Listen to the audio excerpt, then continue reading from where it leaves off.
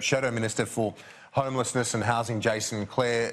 Mr Clare, thanks so much for your time. A lot to talk about today. I want to start with this report out of Treasury that suggests stubborn workers staying with unproductive companies are the reason why we haven't seen wages growth in recent times. What do you say to that analysis?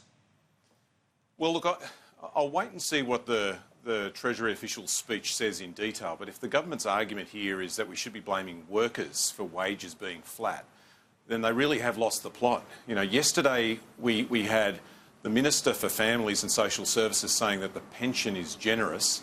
Last week we had the new Minister for Homelessness saying he wanted to put a positive spin on homelessness. And if today the government's argument is that it's workers that are to blame for wages not going up, then it shows this is a government which is really out of touch. You know, people are struggling to pay the bills right now, can't get enough hours at work.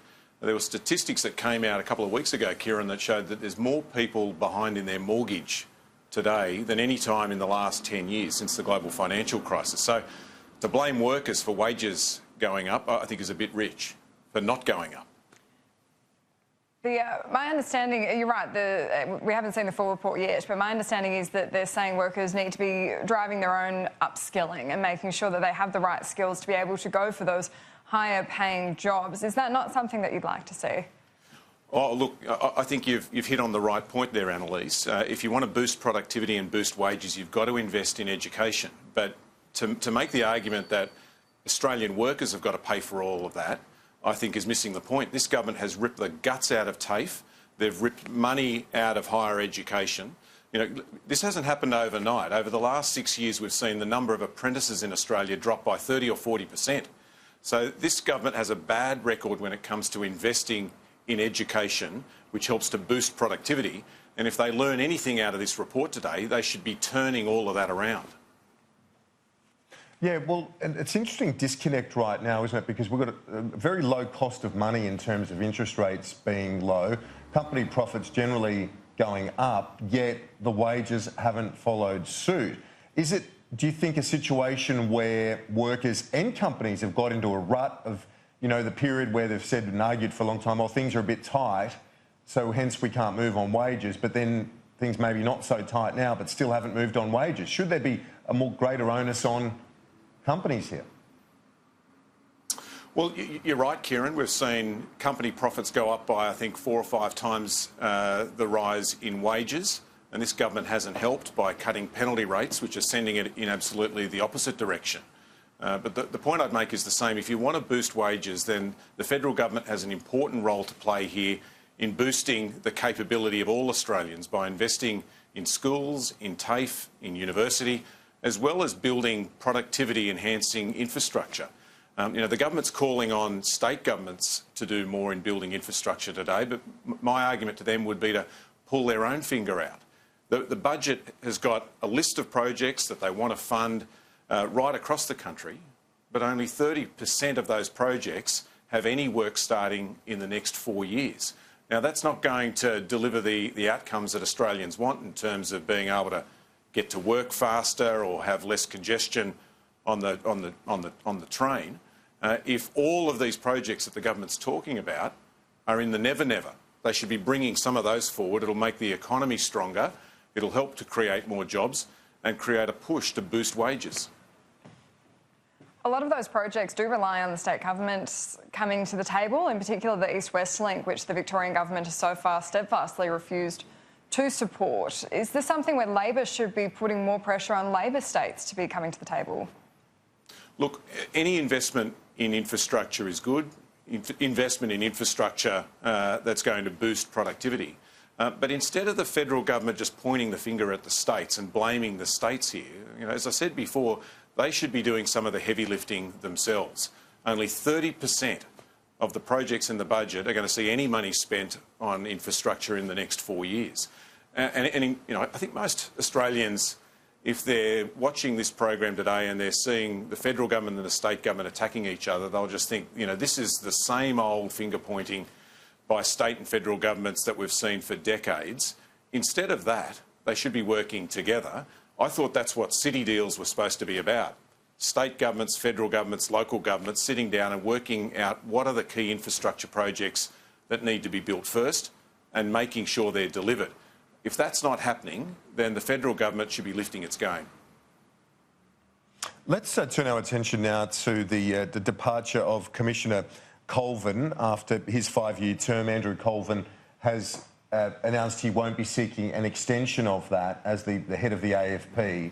The federal police have a very high reputation, I think a strong reputation in the eyes of the community, and quite rightly, given they've thwarted more than a dozen terror attacks in recent years. They are obviously a very effective, committed organisation, but the events of the last few months, I think, has led to quite a bit of criticism of overreach, certainly in terms of the journalist raids. How will the career and the legacy of Commissioner Colvin be remembered? Well, I worked with Andrew, with Commissioner Colvin, in my time as the Minister for Home Affairs. He's a good man and he performed admirably in that role. He's been with the Australian Federal Police for over 30 years, I think, and so his service to our country is something that we should be very grateful for. Andrew is an outstanding professional and I wish him well in the future. Obviously, there's been a lot of light shed on those raids of the ABC, as well as an Australian journalist over the course of the last few months, and they're worrying. I think you'd understand this better than most, Kieran. Any journalist looking at the front page of the Daily Telegraph today and seeing that journalists were being asked to give their fingerprints, that'd send a chill down most journalists' spine. The government has said that journalists weren't meant to be the targets of these raids, but obviously that's not true. And the government, I think, should come out today and clarify what's actually gone on here. We shouldn't be seeing journalists in Australia treated like criminal suspects, and that's what this looks like has occurred. Do you think it shows there is a risk that the Commissioner's Office of the AFP is becoming increasingly politicised? Look, I think at the core of this, we need to make sure that we get the balance right. The Federal Police have got a very, very important role to play in Australia, and Michael Keenan, another former Justice Minister, made the point correctly today that the AFP have been at the front line of helping to make sure Australians are safe, particularly in a heightened environment where security has been tested over the last few years. But we also want to make sure that journalists are free to do the work that they do in the public interest.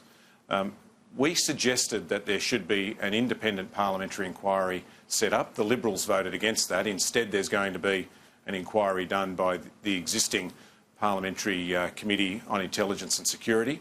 I'm hoping that that inquiry will help to dive a little bit deeper into this and make sure that we don't have repeated instances where the Australian Federal Police get politicised in the way in which they have over the last few months. Jason, Clare, your responsibility now is Shadow Minister for Housing and Homelessness, among some other areas, but I'm just interested in where you see this scourge right now. I understand you've been working with Chris Riley and Youth Off the Streets in the last little while as well. Is there any improvement that we're seeing? I know the Minister copped some flack recently for suggesting he wants to put a positive spin on it, but should we see this, improvement if there has been? Can you give us an update on that? Well, look, the bad news is that the number of people that are homeless in Australia today is higher than it's ever been before. And I criticised the Minister last week for saying that we should put a positive spin on homeless. What we, in fact, should be doing is taking some real action. I was on the street last night with Father Chris Riley's Youth Off the Streets. They do a street walk around Sydney, helping young people that are either out on the street looking for somewhere to sleep or couch surfing. They do great work. And if you're talking about real action, then that's a great example of an organisation which is changing lives. I met a young person last night who was homeless when she was 14. She's now 18, and through the work of Father Chris's organisation, she's now got an apprenticeship as a chef here in Sydney. So she's been able to turn her life around, but you can't do that on your own. You need the help of good organisations. And Father Chris's organisation, not through any funding from government, is making that happen. I also heard the story of another young woman. This is a disturbing story, but it's a true story. A 13-year-old girl that was first injected with heroin by her mum. She's now 30. She got picked up by Father Chris's organisation, put through their school system, got an education, got her HSC, went off to university. She's now a school teacher teaching in the public education system. So there are good stories. There are great organisations doing good things. But instead of the government talking about spin, really we should be thinking about what government can do to help great organisations like Father Chris's to do more good work in our community. Absolutely. Jason, Clare, thank you so much for your time. Thanks, Annalise.